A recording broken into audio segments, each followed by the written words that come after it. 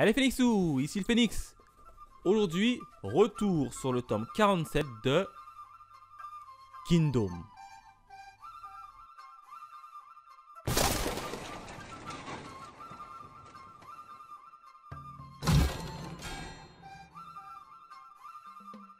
Allez, comme d'habitude, on s'attaque aux bonus et aux jaquettes. Alors au niveau de la jaquette, on a qui? On a Yantawa, la reine des montagnes. Je crois que c'est la première fois qu'on voit Yantawa sur une jaquette seule. Et elle est splendide, la jaquette. Franchement, elle est splendide. Elle est là, en plein milieu. Elle est trop splendide. Quatrième de couverture. On a qui? On a les fameux nouvelles recrues que Shin a recrutées. Les deux archers qui auront leur importance dans ce tome. Et en haut, on a qui? On a le regard, l'œil de Wuzhen. Wuzhen, le général en chef de cette prochaine campagne de guerre. En termes de bonus, on ouvre la page, on a une petite page en couleur. On a Karyoten qui dort sur sa petite table. Et au fond, là, on a Shin, au fond qui est là, Shin qui commence à gueuler, qui dit réveille-toi, à mon avis, le connaissant.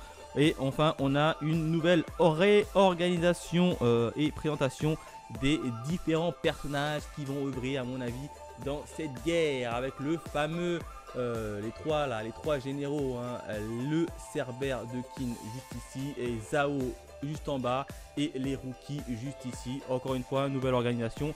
J'adore vraiment ça. Et enfin, à la fin de ce manga, on a un petit bonus où on a un petit mot de l'auteur qui nous raconte un peu sa vie de tous les jours comme d'habitude.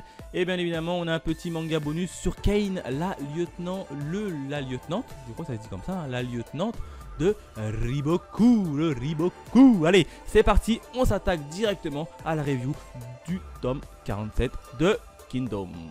Alors, qu'est-ce qui s'est passé au niveau de ce petit tome? Et bien, trois événements. Le premier événement, j'ai envie de l'intituler les novices à l'honneur. Pourquoi? Et bien tout simplement parce que on a Wuzhen qui demande à Yantawa de venir prendre une petite ville qui s'appelle Rebetsu.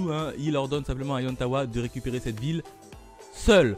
Et là, Yantawa, elle dit pas de problème, je récupère ça tout de suite. Elle envoie ses soldats.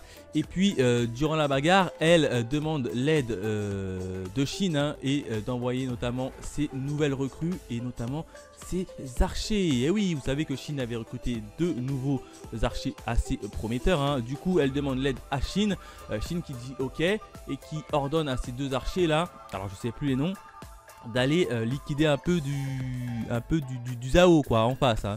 Et puis là, tu as l'une d'entre elles qui, l'une d'entre eux, alors je sais plus si c'est deux garçons ou deux filles, je crois que c'est une fille et un garçon, de mémoire. Alors, tu as la fille qui arrive à s'en sortir et qui arrive à liquider assez facilement des officiers un peu... Oh putain, je suis en train de m'étouffer. Qui arrive à liquider des officiers... Oh putain. Voilà, c'est mieux. Voilà.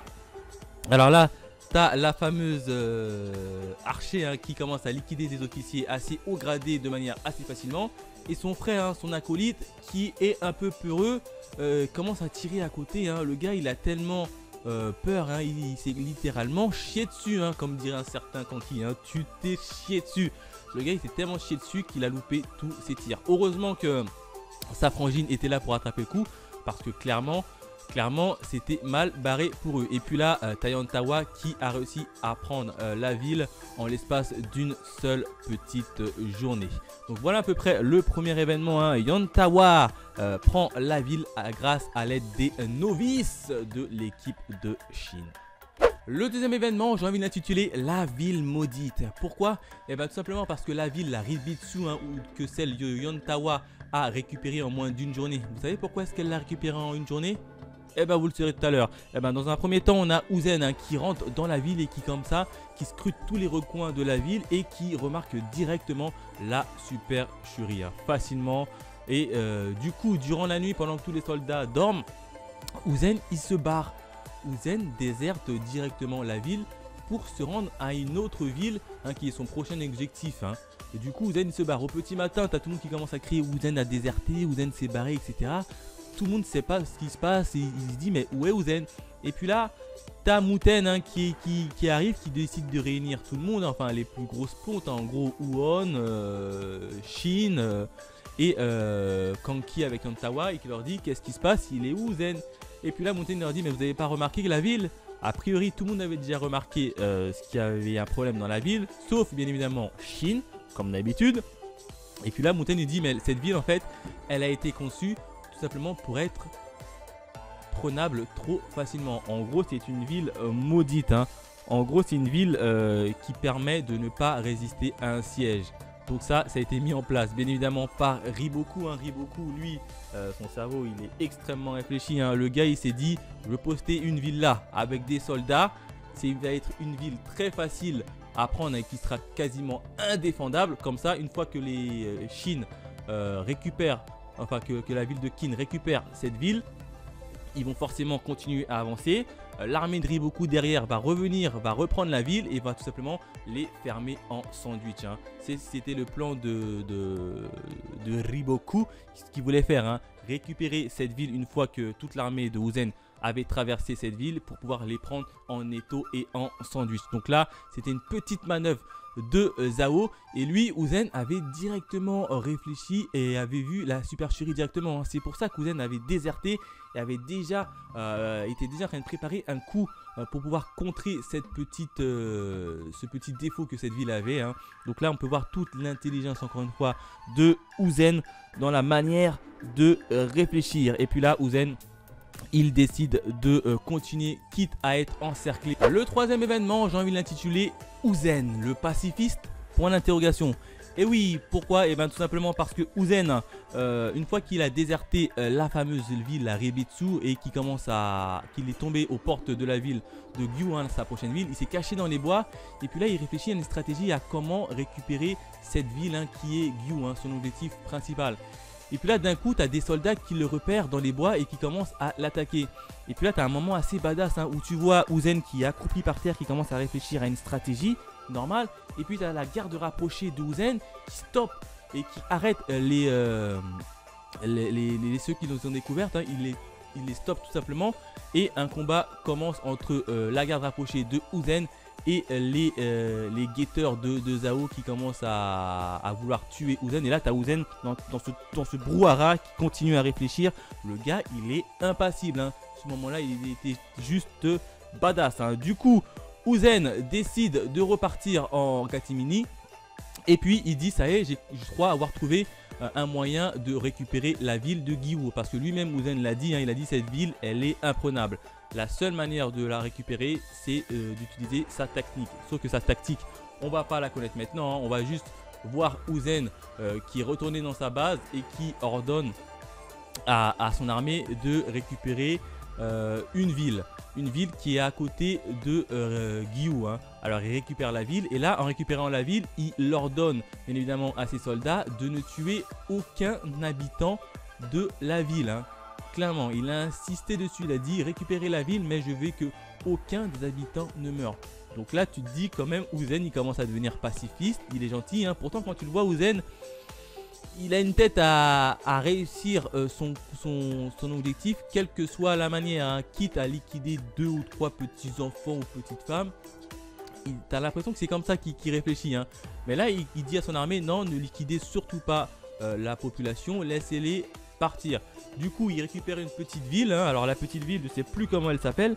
Il récupère une petite ville et puis il laisse partir le peuple dans la ville de Gyu.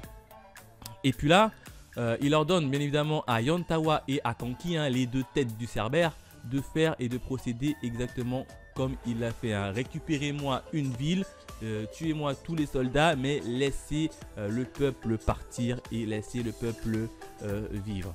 Du coup, c'est que tout le monde s'attache à le faire, hein. Ok, hein, pourquoi pas, il commence à prendre une ville, 2 villes, 3 villes.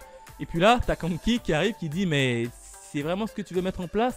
Donc là, directement, Kanki a déjà décelé la stratégie de Uzen. Hein. Je vous rappelle que Kanki et Uzen Ils ont officié auprès du même général en chef qui est le grand-père de Muten, hein. Du coup ils se connaissent assez bien, hein. Et là Kanki il a directement détecté la stratégie de Uzen, hein. Tu peux voir aussi que Kanki, malgré son petit air un peu hautain, Kanki il est toujours aussi intelligent, hein, plus intelligent que Uzen, hein. Les deux là ils sont extrêmement intelligents, hein. Pour le moment il n'y a plus que Kanki qui sait ce qui se passe, et puis là tu vois une exode de population, hein. Dans chaque ville que l'armée de King prenait, tu as toute la population qui sortait, qui se rendait dans la ville de Gyu, hein. En gros moi je pense que la stratégie de Uzen c'est quoi? C'est tout simplement de soit d'utiliser les villageois comme bouclier, ou soit tout simplement de surpeupler la ville de Gyu de telle manière à ce que les provisions tombent rapidement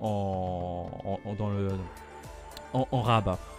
Et ce sera beaucoup plus facile de récupérer la ville. Donc à mon avis c'est ces deux solutions. Alors je sais pas trop laquelle.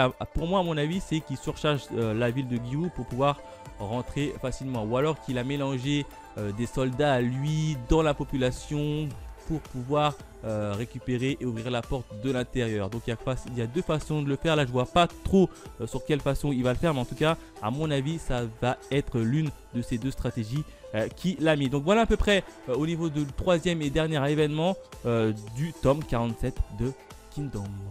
Voilà ce que je pouvais dire sur le tome 47 de Kingdom. Encore une fois, on a Uzen, le fameux Uzen, hein, le stratège Uzen, hein, et le cerbère de King qui s'est mis en action et qui attaque directement Zhao.